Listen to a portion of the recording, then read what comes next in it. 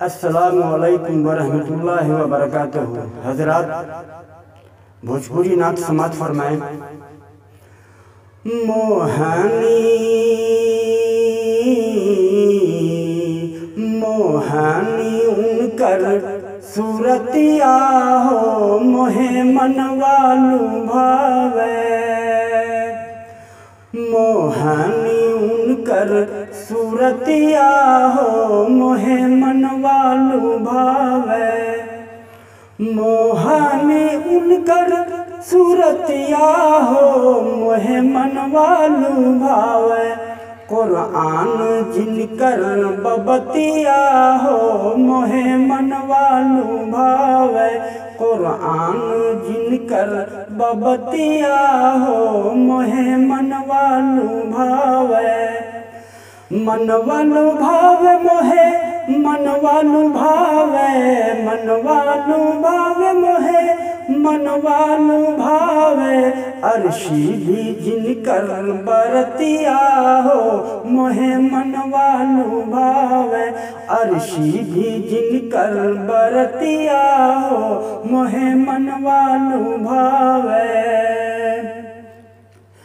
कुरान पढ़ पढ़ी रतिया बिताइल। कुरान पढ़ पढ़ी रतिया बिताइल। रब की इताअत में पैया फुलाइल। रब की इताअत में पैया फुलाइल। ऐसन बा रब से पीरितिया हो, मोहे मनवालू भावे। ऐसन रब से पीरितिया हो, मोहे मनवालू भावे।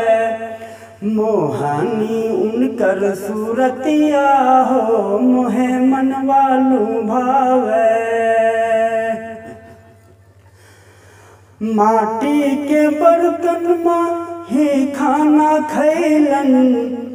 हुजूर की सीरत बयान कर रहा हूँ, उस सीरत के हवाले से है।